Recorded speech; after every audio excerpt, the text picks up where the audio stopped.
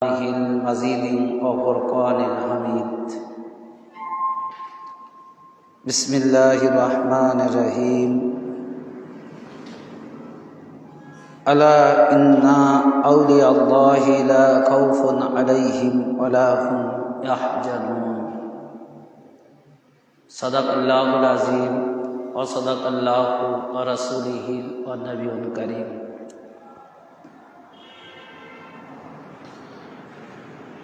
মুআজ্জাজ সামিঈন কিরাম,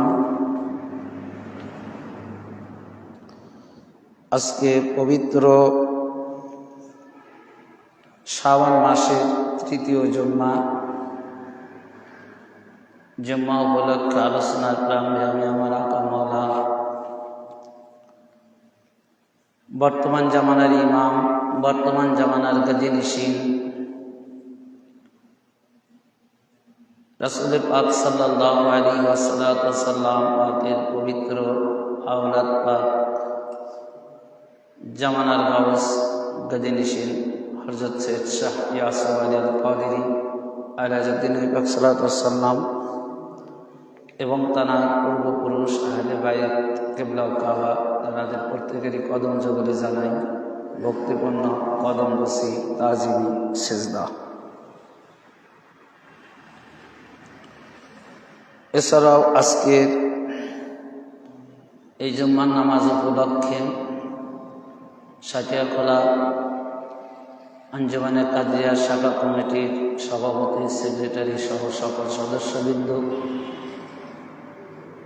খাস করে আমার সকল পীর ভাই ও বোনদের প্রতি লাইভ টেলিকাস্টের মাধ্যমে সে সকল শ্রোতাবিন্দু দূর দূরান্ত থেকে আজকের এই আলোচনা শ্রবণ করছেন, আপনাদের সবার প্রতি সালাম, শুভেচ্ছা, মোবারকবাদ, অভিনন্দন। আসসালামু আলাইকুম ওয়া রাহমাতুল্লাহি ওয়া বারাকাতুহু।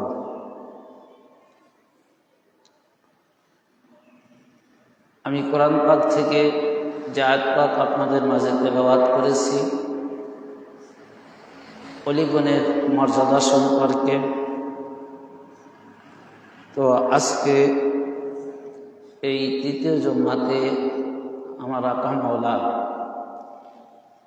তিনি যদি আমার উপর ইহসান করেন, দয়া করেন, পবিত্র কোরআনের দৃষ্টিকোণ থেকে অলিগণের শাফাআত সম্পর্কে আমি আলোচনা করার চেষ্টা করব, যদি মালিক মাওলা পাক আমার উপর দয়া করেন। বর্তমান জামানাটা এমন একটি পর্যায়ে, আমরা যে জামানার মধ্যে বর্তমান আছি, এই জামানার মধ্যে ইসলাম ধর্মের যত আলেম ওলামায়ে জ্ঞানীগণ আছে, তারা এই ইসলামটাকে নিয়ে অনেক মতনৈক্য ফেরকা তৈরি করেছে। আর এই ফেরকার থেকে বাঁচার একমাত্র উপায় আওলাদে রাসূল আহলে বাইত তানাদের পথ, তানাদের নির্দেশনাবলী অনুসরণ করা। কারণ তানারা যে নির্দেশনা দিবেন এটাই একমাত্র সঠিক নির্দেশনাবলী। আর আহলে বাইতের আওলাদ পাক এনারা রাসূল পাকের উত্তরসূরি এবং রাসূল পাকের যুগ হতে শুরু করে অদ্যাবধি পর্যন্ত এই একমাত্র আহলে বাইতই সর্বনিকট একনিষ্ঠভাবে তাঁরা আছেন, থাকবেন, ছিলেন। যার কারণে তাদের থেকেই যে পথ আমরা পাব, তাঁরা যে নির্দেশনাগুলি দিবেন এটাই হবে সর্বশ্রেষ্ঠ, উৎকৃষ্ট এবং সঠিক নির্দেশনাবলী।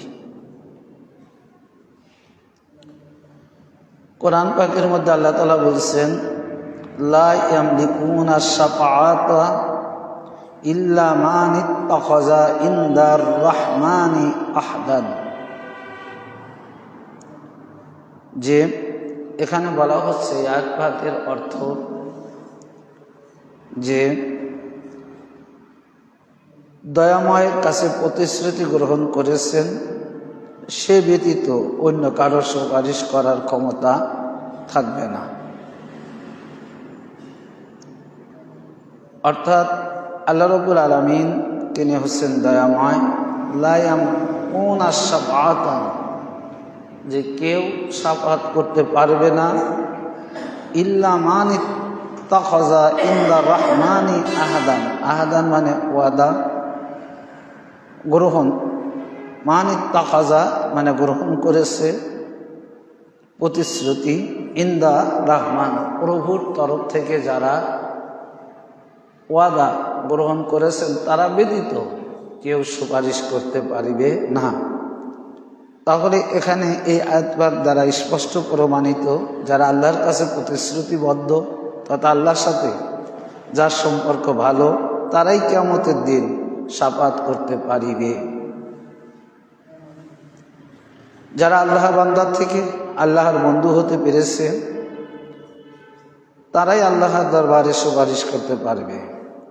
অথবা যারা আল্লাহর সাথে কাউকে শিরিক করেননি, রাসূল পাক সাল্লাল্লাহু আলাইহি সাল্লামের আদর্শ বাস্তবায়ন করেছে, ফলে মহান আল্লাহ রাব্বুল আলামিন সেই প্রিয় বান্দা তারা হয়েছেন, তারাই সুপারিশ করতে পারবেন।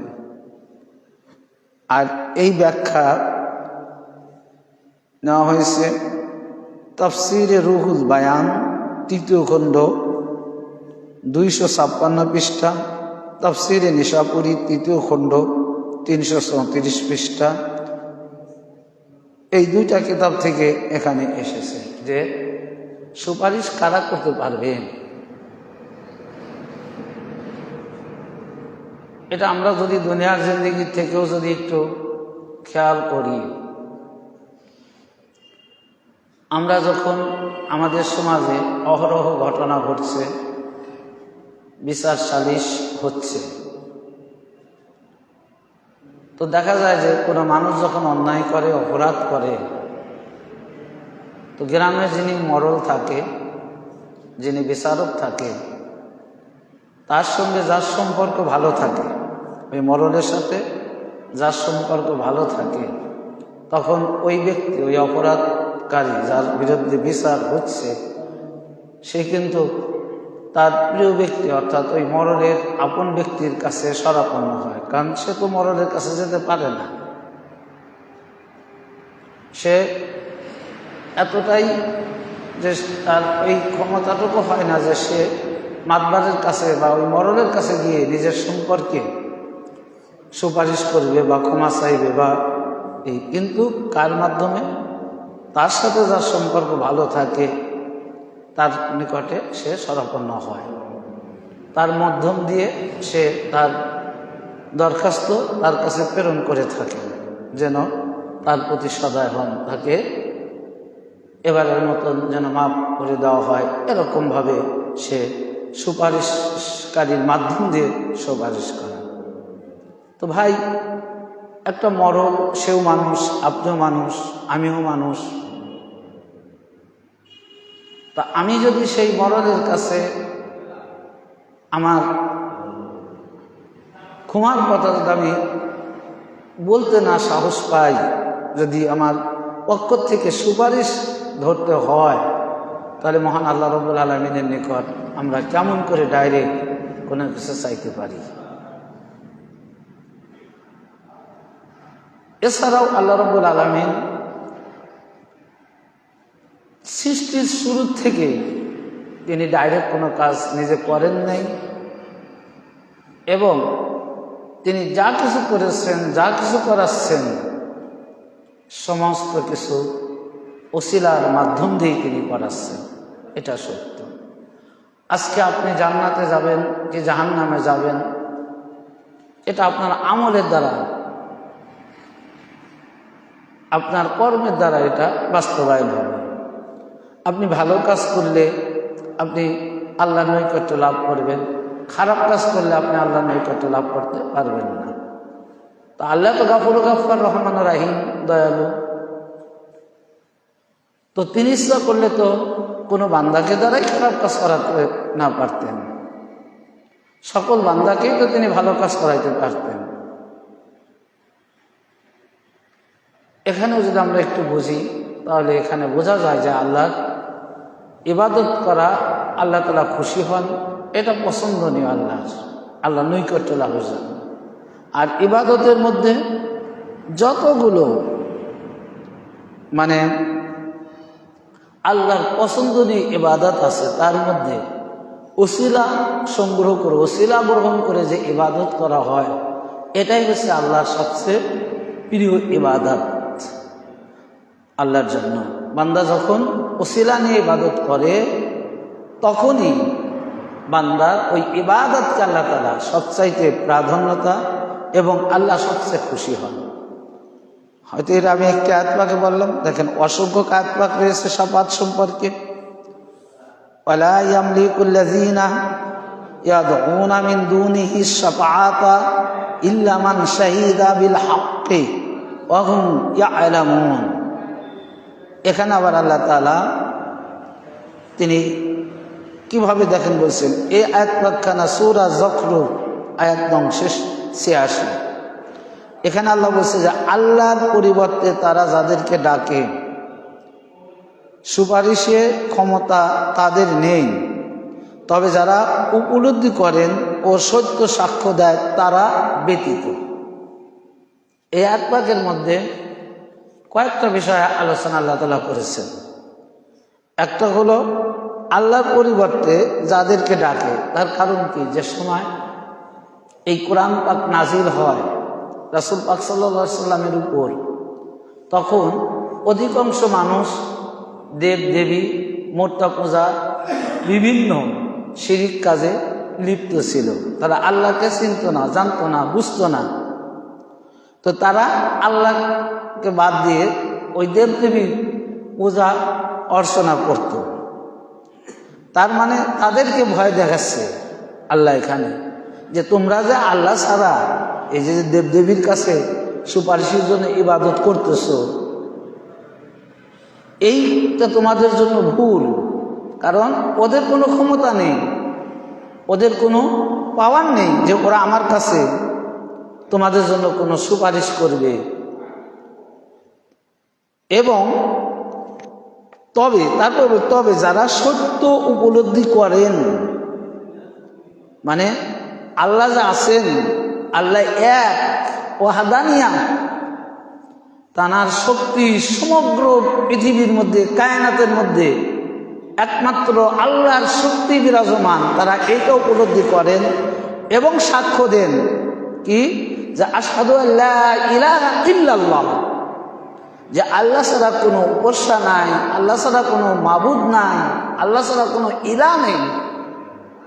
ওয়া আশহাদু আন্না মুহাম্মাদান আবদুহু ওয়া রাসূলুহু, অর্থাৎ যারা আল্লাহকে একক অদ্বিতীয় হিসাবে সাক্ষ্য দেন এবং হুজুর পাক সাল্লাল্লাহু আলাইহি সাল্লামকে নবী হিসাবে সাক্ষ্য দেন এবং মেনে নেন, একমাত্র তানারা ব্যতীত। এটা এই আয়াত পাকের ব্যাখ্যা। ভাই আমি তরজমা করলে আপনারা বুঝবেন, তাফসিরে পরে দেখেন, আগে তরজমা করে দেখেন যে যারা আল্লাহ, আগে বললেন যে আল্লাহ ছাড়া কারো সুপারিশ করার ক্ষমতা নেই, কোনো পাওয়ার নেই, আর পরে বললেন যে তবে হ্যাঁ তারাই সুপারিশ করতে পারবে, অর্থাৎ তারা ব্যতীত তাদেরকে সুপারিশ করার কোনো ক্ষমতা নেই। কারা? যারা আল্লাহর ওয়াহদানিয়তকে মানে না, আল্লাহকে যারা সাক্ষ্য দেন না তারা, আর তারা সুপারিশ করতে পারবে যারা আল্লাহর ওয়াহদানিয়ত মানবে, আল্লাহকে সাক্ষ্য দিবে, আল্লাহকে এক আল্লাহ হিসেবে মেনে নেবে। যদিও কোনো ব্যক্তি এই আয়াত পাক দ্বারা যদি মনে করে যে সুপারিশ করার ক্ষমতা কারো নাই, তাহলে এটা ভুল। কারণ এই আয়াত পাকে সুপারিশ কে করতে পারবে, পূর্বের যে আয়াত বলছি যে আল্লাহ তাআলা যাদের অনুমতি, আল্লাহ যারা প্রিয় বান্দা হবে বা আল্লাহ যাদের অনুমতি দিবে, এরকম এই আয়াত পাক, পূর্বে যে আয়াত পাক। আর এই আয়াত পাকে এটা কিন্তু নাই যে যারা আল্লাহ তাআলাকে এক হিসাবে মানবে, ওয়াহদানিয়ত হিসেবে মেনে নেবে, তারাই সুপারিশ করতে পারবে এই আয়াত পাকে। অর্থাৎ তারপরে আয়াত আবার আল্লাহ তাআলা বলতেছেন, এটা সূরা তাহা 109 নং আয়াত, ইয়াউমাইযিল লা তানফা শাফাআতু ইল্লা মান আযানি লাহুর রাহমানু ওয়া রাদিয়া লাহু কাওলান। এখানে ডাইরেক্ট আল্লাহ তাআলা বলছেন যে দয়াময় আল্লাহ যাকে অনুমতি দিবেন, যার কথায় আল্লাহ সন্তুষ্ট হবেন, সে ছাড়া সেই দিন কারো সুপারিশ গ্রহণ করা হবে না। কত সুন্দরভাবে আল্লাহ তাআলা বলছেন, মানজাল্লাযী ইয়াশফাউ ইনদাহু ইল্লা বিইজনিহি, কে আছে আল্লাহর দরবারে তার অনুমতি ছাড়া। অপর আয়াতের মধ্যে আল্লাহ বলতেছেন, এটা সূরা বাকারার 255 নং আয়াত। তারপরের আয়াতে আল্লাহ তাআলা বলছেন, মানজাল্লাযী ইয়াশফাউ ইনদাহু ইল্লা বিইজনিহি, কে আছে যে আল্লাহর অনুমতি ছাড়া সুপারিশ করবে, সাহায্য করবে। ভাই, আজকে এইটুকু জ্ঞান যদি আমাদের না থাকে যে আল্লাহ তো সর্বশক্তিমান, আমি আজকে মসজিদে এসেছি, আল্লাহ এনেছেন তো বিধায় এসেছি। আল্লাহ আমাকেও তো না আনতে পারতেন, আপনাকেও না আনতে পারতেন। আপনার পরিবারের দিকে লক্ষ্য করুন, আপনার পরিবারের যে সদস্যগুলো আছে সবাই কিন্তু আজকে নামাজ আসবে না। হয়তো আব্বা এসেছে, বাবা এসেছে, বড় ভাই আসেনি, বড় ভাই এসেছে, বাবা আসেনি। কেন ভাই? যদি আমাদের আপনাদের ইচ্ছা হতো তাহলে তো সবাই আসতাম। কিন্তু ওই যে আল্লাহ বলছেন যে যার উপর আল্লাহর রহমত নাজিল হয়, বরকত নাজিল হয়, তিনিই একমাত্র আল্লাহর ভালো কাজ করতে সক্ষম। তো এই যে কয়েকটা আয়াত পাক আমি আপনাদের মাঝে তেলাওয়াত করলাম, এখন আপনারাই বলেন এই আয়াত পাকগুলো কোরআন থেকে বলা হয়েছে। কোরআন আয়াত মানেই তো কোরআন নাকি? এখন দেখেন হাদিসের দৃষ্টিকোণ থেকে অলিগণের শাফাত আছে কিনা, এটা কোরআন পাকের দৃষ্টিকোণ থেকে বলা হলো যে অলিগণ কি করতে পারবে কিনা, শাফাত করতে পারবে কি না। এ হাদিস কানা না হয়েছে তিরমিজি শরীফ 2য় খণ্ড 70 পৃষ্ঠা, সুনান ইবনে মাজাহ 330 পৃষ্ঠা, মুসনাদে হাকিম 1ম খণ্ড 103 পৃষ্ঠা, দারিমি শরীফ 2য় খণ্ড 423 পৃষ্ঠা, মুসনাদ আহমদ 3য় খণ্ড 469, হাদিস নং 11149, মিশকাত শরীফ 494 পৃষ্ঠা, ইমাম মোল্লা আলী মিশকাত শরহে মিশকাত 10ম খণ্ড 272 পৃষ্ঠা, শারহে তাবি শাইখ আব্দুল হক লুমআতুত তানহি কি ইমাম মুনজিরি আত-তারগিব ওয়া তারহিব 2য় খণ্ড 664 পৃষ্ঠা, মুসনাদে আবি দাউদ তুআ লুসি হাদিস নং 1379, মুসনাদে ইবনে আবি শাইবাহ 571 পৃষ্ঠা এবং হাদিস নং সহিহ ইবনে হিব্বান হাদিস নং 7376, ইমাম তাবারানী তার কবিরে হাদিস নং 188, ইমাম তাবারানী এবং মুসনাদে শামিঈন হাদিস নং 2735, মুসনাদে আবি ইয়ালা হাদিস নং 6866, ইমাম আবু নুআইম হিলিয়াতুল আউলিয়া 10ম খণ্ড পৃষ্ঠা 360। এত কিতাব থেকে এই হাদিস খানে এসেছে যে অলিগণ সুপারিশ করতে পারবে, শাফাত করতে পারবে। তার সামনে একটি হাদিস, হাদাসানা ইউনুস ক্বালা হাদাসানা আবু দাউদ ক্বালা হাদাসানা ওয়াহিব ইবনুল খালিদিন আন খালিদিল হাজ্জাই আন আব্দুল্লাহ ইবনে শাকীক ক্বালা কুনতু মা রাহিতিন বি ريعا فقال رسول منهم سمعت رسول الله صلى الله عليه وسلم يقول يدخل الجنة 7 رجل من أمتي أكثر من بني تميم قيل يا رسول الله صلى الله عليه وسلم سواك قال السواعي فلما قام قلت من هذا قالوا هذا ابن أبي حذيفة أبي جزعائين হাদিস নববী কোরআন পাক থেকে বললাম এত সময়, এখন হাদিস নববীর মধ্যে এসেছি যে অলিগণ সুপারিশ করতে পারবে কিনা। হযরত আব্দুল্লাহ ইবনে শাকীক রাদিয়াল্লাহু তাআলা আন বলেন, আমি একদল লোকের কাছে ছিলাম। শাকীক তিনি বলতেছেন যে ক্বালা কুনতু মা রাহিতিন বিলিয়া, আমি একদল মানে একটা জামাত অনেক লোকের মধ্যে তিনি ছিলেন। কে? হযরত শাকীক রাদিয়াল্লাহু তাআলা আনহু। فقال رجل منهم, সেই তাদের মধ্য থেকে একজন লোক কি করলো? কে বলতে শুনেছি? কি বলেছেন? যে সামিতু রাসূলুল্লাহ কি সামিতু রাসূলুল্লাহ সাল্লাল্লাহু আলাইহি ওয়াসাল্লাম, যে সেই এক জামাত এক দল লোকের মধ্য থেকে একজন লোককে আমি বলতে শুনলাম যে ইয়াকুলু, অর্থাৎ তিনি বলতেছেন যে আমার একজন উম্মতের শাফাতে বনি তামিম গোত্রের চেয়ে অধিক লোক জান্নাতে যাবে। অর্থাৎ মানে রাসূল পাক সাল্লাল্লাহু আলাইহি সাল্লাম বলতেছেন যে একজন আমার উম্মতের মধ্যে থেকে একজন উম্মতি মুহাম্মদ শাফাত করে যে লোক জান্নাতে নেবে, যতগুলো লোকে তার সুপারিশে জান্নাতে যাবে, তামিম গোত্রের অধিক লোক মানে অনেক লোক শাফাত করেও অতগুলো লোককে জান্নাতে নিতে পারবে না। উম্মতি মুহাম্মাদের মধ্য থেকে একজন লোক সুপারিশ করে যত লোক জান্নাতে নেবে। চিন্তা করছেন হাদিস? সাহাবীরা জিজ্ঞাসা করলো, কিলা ইয়া রাসূলুল্লাহ সাল্লাল্লাহু আলাইহি ওয়াসাল্লাম সিওয়াকা, তো সাহাবীরা জিজ্ঞাসা করলেন ইয়া রাসূলুল্লাহ, ইহা আপনি ব্যতীত অন্য কেউ?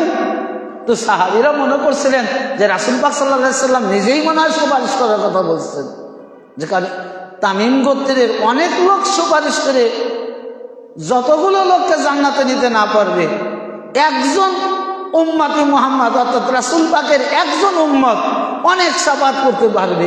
এই জন্য সাহাবীরা আশ্চর্য হয়ে জিজ্ঞাসা করছে যে ইয়া রাসূলুল্লাহ, এটা কি আপনি ব্যতীত না আপনি নিজেই?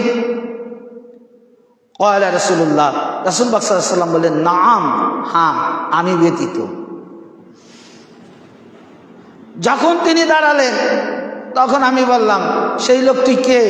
তিনি বললেন আব্দুল্লাহ ইবনে আবি জাদআ রাদিয়াল্লাহু তাআলা আন, অর্থাৎ রাসূল পাক খাস করে একজন সাহাবীর নাম উল্লেখ করে বলছিলেন। ওই কথাটা ওই মজলিসে ওই ব্যক্তি এটা বর্ণনা করে দিলেন। আমি পূর্বেই হাদিসের যে কতগুলো কিতাব থেকে হাদিস নেওয়া হয়েছে সেটা আমি পূর্বেই আলোচনা করেছি, যে নবীরা কি বলে আল্লাহর অলিগণ, নবীরা তো করতে পারবেই, আল্লাহর অলিগণও যে শাফাত করতে পারবে এর মধ্যে কোনো সন্দেহ নেই। তা এখন যারা ভাই শাফাত মানবে না, যারা শাফাতের প্রতি বিশ্বাস করে না, তাহলে এটা তারা কোরআনকে মানবে না। আমরা তো কোরআনের আলোকে ওয়াজ করলাম, সূরা নাম সহ আয়াত নাম সহ আমি এখানে বর্ণনা করেছি। এখন আলোচনা শুনছেন, হয়তো মনে নাও থাকতে পারে, কিন্তু ফেসবুকে সার্চ দেন পেয়ে যাবেন, পুরা কথা পুরা বক্তব্য রেকর্ডিং হচ্ছে, এগুলো তো আর ডিলিট হচ্ছে না। কিন্তু এ কথাটা আপনারা জেনে রাখবেন যে আমরা কোরআন হাদিসের বাইরে আমরা কোনো কথা বলি না। আর একটা হাদিস, তারপরে আজকে যে দিনটা 23শে মাঘ, 23শে মাঘ আর কি আপনার 6 ফেব্রুয়ারি, আজকের এই দিনের মর্যাদাটা অন্য একটা দিন আমাদের জন্য।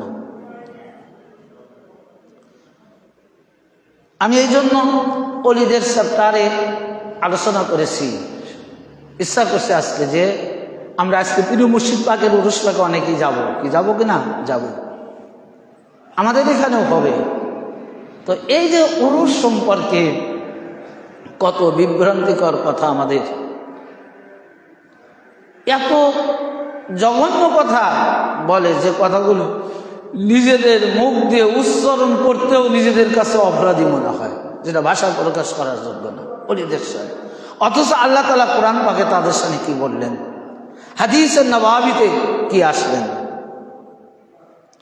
তো আজকে জানার, দেখেন তিনি কেমন ওলি ছিলেন,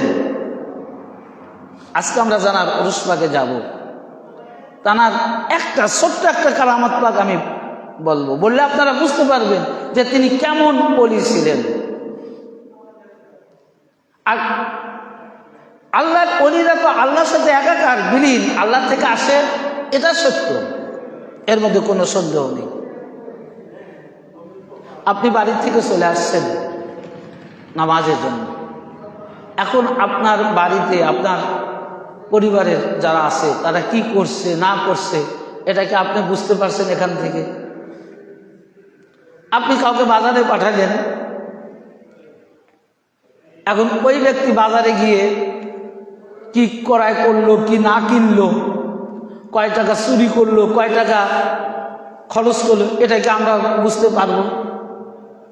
সন্দেহ হলে প্রশ্ন করবো যে ভাই তুমি এই বেগুন কত করে কিনছো, হয়তো সে মিথ্যে কথা বলবে যে চুরি করবে, কিন্তু ধরতে পারবে না। তো হযরতে সৈয়দ শাহ ইরশাদ আলী আল কাদি আলাইহিস সালাম পাক জানার উরুস পাকে আজকে লক্ষ লক্ষ লোক সমাগম হবে। পাবনার বুকে আজকে যার 23শে মাঘ সারা রাত ব্যাপী 6 ফেব্রুয়ারি খুব আলোড়ম্বন ভাবে অনুষ্ঠিত হবে।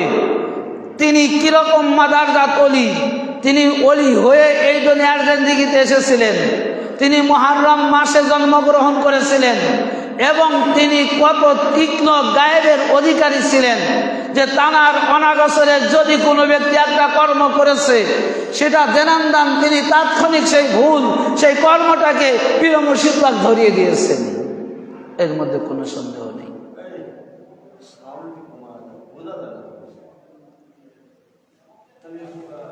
তো তিনি কি করলেন দেখেন, যে হুজুর পাক পীর মুর্শিদ পাক তাকে বাজার করার জন্য কিছু অর্থ দিয়ে দিলেন যে তুমি বাজার করে আসো। তিনি বাজার করার জন্য কিছু লোক পাঠালেন। তো যখন বাজার করছেন তিনি ওখান থেকে কিছু পয়সা আত্মসাৎ করছেন। এরা কলকাতার ইলেকট্রিক সাপ্লাই মিস্ত্রি, যে তো করার পরে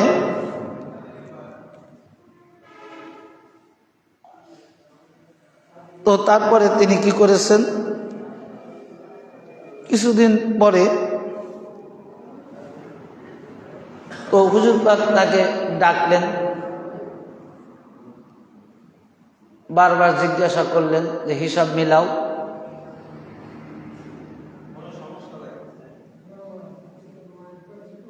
যখন বারবার বলতেছে তখন তোর মনে চান দিয়ে দিস। তখন তিনি বিনীত স্বরে বললেন, হুজুর আমার বেয়াদবি মাফ করবেন। বলে কেন? যে আমি যেটা করেছি এটা আমার ভুল হয়েছে। অতঃপর তিনি বললেন যে আর করবেন না। তো এই কথাটা তিনি বলেছিলেন যে ফকির শুধু এক জায়গায় বিচরণ করে না। মুর্শিদ পাক এই কথাটা বারবারই ভক্ত খাদেমদেরকে বলতেন যে ফকির এক জায়গায় বিচরণ করে না, ফকির সকল জায়গার তামাম জায়গার খবর রাখে। তুমি বাজারে গেছো, ওই বাজারটাই যদি আমি না খেয়াল করতে পারি, তুমি বাজারে গিয়ে কি করলে ওটাই যদি আমি ধরতে না পারি, তাহলে আমি কেমন করে এই আমার এত মুরিদানের খবর রাখতে পারবো? কি করে আমি আমার মুরিদানের এত খবর আমি রাখতে পারবো? তো আসলে এটা হলো আল্লাহর ওলিদের ক্ষমতা, ওলিদের পাওয়ার, যেটা কোরআন যে পরিশেষে যে হাদিসখানা, যে হাদিসখানা অনেকগুলো কিতাব থেকে রয়েছে, তার মধ্যে তিরমিজি শরীফ রয়েছে। তিরমিজি শরীফের 2য় খণ্ড, যে তিরমিজি শরীফ না পড়িলে কোনো মাওলানা হতে পারে না। কামিল শ্রেণীর সিয়াসাত্তার সর্ব একটা কিতাব তিরমিজি শরীফ। অস্বীকার করবে তিরমিজি শরীফ? কখনো কারো ক্ষমতা নেই। তো এই তিরমিজি শরীফের হাদিসের মধ্যে আসছে যে আখবারানা আবু ফাজলিল হাসান ইবনে ইয়াকুব। আমি শুধু হাদিসটার কি বলতেছি যে আমি কিতাবের নামও বলতে পারতেছি না, কারণ সময় চলে এসেছে। এর মধ্যে তিরমিজি শরীফ আছে আমি বললাম, এছাড়াও আরো অসংখ্য মর্যাদাপূর্ণ সিয়াসতের কিতাব রয়েছে। তো এখানে বলা হচ্ছে হযরত হারিস ইবনে উকাইস রাদিয়াল্লাহু বলেন, রাসূল পাক সাল্লাল্লাহু আলাইহি ওয়াসাল্লাম বলেছেন, আমার উম্মতের মধ্যে এমন লোক আছে যার একজনের সুপারিশ মুজার গোত্রের লোকের চেয়েও অধিক পরিমাণ লোক জান্নাতে প্রবেশ করাবে। অর্থাৎ এর আগে তামিম গোত্রের লোককে বললেন যে তামিম গোত্রের লোক, অনেক লোক একত্রিত সুপারিশ করে যে লোককে জান্নাতে নিতে না পারবে, আমার উম্মতের মধ্যে একজন লোক তার চেয়ে অধিক লোক জান্নাতে প্রবেশ করাবে। আর এবারের হাদিসের মধ্যে হুজুর পাক মুজার গোত্রের কথা বললেন যে মুজার গোত্রের একজন যতগুলো লোক, মানে অনেকগুলো লোক মিলে যতগুলো লোককে সুপারিশ করতে পারবে, আমার উম্মতের মধ্য থেকে একজন ব্যক্তি তার চেয়ে অধিক লোককে সুপারিশ করে জান্নাতে নিবে। হাদিসের নববী ভাই, তা হাদিস না বললে আমরা কি করবো ভাই? হাজা হাদিসুস সহিহ ইসনাদে আলার শর্তে মুসলিম। এই হাদিস খানা সনদে ইমাম মুসলিম তানার শর্ত মোতাবেকে সহি। তার মানে যে হাদিস খানা শুধু তিরমিজি শরীফ থেকে নেওয়া হয় নাই, এই হাদিস খানা মুসলিম শরীফ থেকেও নেওয়া হয়েছে। এবং বলতেছেন রাহুল আহমদ ইবনে হাদিস আবি বারজাতি ওয়া রিজালাহু সাকা। অর্থাৎ বলা হচ্ছে যে আহমদ ইবনে সাহেবা থেকে হাদিস খানা শেখা, মানে নির্ভরযোগ্য দলিল দিয়েছে হাদিসের মধ্যে। তো এখন যদি কেউ অবিশ্বাস করে যে আল্লাহর ওলিরা পাওয়ারহীন, এটা তাদের ভুল। কারণ আল্লাহ তাআলা কোরআন পাকের মধ্যে বলছেন, আলা ইন্না আউলিয়াল্লাহি লা খাউফুন আলাইহিম ওয়ালা হুম ইয়াহজানুন, যে সাবধান আল্লাহর ওলিদের ব্যাপারে, কারণ আল্লাহর ওলিরা আমার সাথে একাকার হয়ে যায়, আল্লাহর ওলি আমার সাথে একাকার হয়ে যায়। সুতরাং আলা মানে সাবধানতা অবলম্বন করবে। কার ব্যাপারে? আমার ওলিদের ব্যাপারে। কারণ যেদিন তোমরা চিন্তায় থাকবে, যেদিন তোমরা কি করবে, পানির অভাবে পানি করবে, যেদিন তোমরা খাদ্যের অভাবে খাদ্যের জন্য কি করবে, লালায়িত থাকবে, কিন্তু আমার ওলিরা সেই দিন কোনো চিন্তিত হবে না, তারা কোনো ভয় পাবে না। না থাকবে তাদের খাদ্যের অভাব, না থাকবে তাদের পানির অভাব, না থাকবে তাদের বসবাসের জায়গার অভাব। এক কথা, তারা সব চাইতে ভালো আরামদায়ক পরিবেশে থাকবে। তারা কোনো চিন্তিত হবে না, তারা কোনো ভয় পাবে না। তারাই যারা আমার ওলি হবে। আর সেই ওলির ব্যাপারে তোমরা যখন কোনো কথা বলবে, তখন সাবধানতার সাথে বলিবে। আল্লাহর কোরআন। তা আল্লাহ যাদের সাবধানতা ঘোষণা করেছে, আল্লাহ যাদের সম্মানের সাথে, তাজিমের সাথে যাদের সাথে কথা বলতে বলেছে, ভাই আমরা তাদের সাথে কি এখন বেয়াদবি করব? তো বেয়াদবি করলে কি আমরা আল্লাহর এই কোরআন, আল্লাহর হুকুম আমরা মানব? আর এদিকে মুখে জিকির করলাম আল্লাহর হুকুম চাই অমুক চাই, তাহলে কি হবে? কখন হবে না। আগে আল্লাহর অলির হুকুম মানে আল্লাহর অলিদেরকে ভালোবাসো। মহান আল্লাহ রব্বুল আলামিন আমাদের আপনাদের সবাইকে আজকের উরুস পাক জানার আমাদের প্রিয় মুর্শিদ দাদা হুজুর পাক নামে পরিচিত হযরত সৈয়দ শাহ ইরশাদ আল কাদির আলাইহিদ্দিন পাক সাল্লাল্লাহু আলাইহি ওয়াসাল্লাম, আমরা যেন প্রত্যেকেই তানার কদম যুগলে ধুলিকণা হয়ে দুনিয়া থেকে শেষ বিদায় নিতে পারি। সবাই বলুন আমিন। ওয়া মা তাওফীক ইল্লা বিল্লাহ। আসসালামু আলাইকুম ওয়া রাহমাতুল্লাহি ওয়া বারাকাতুহু।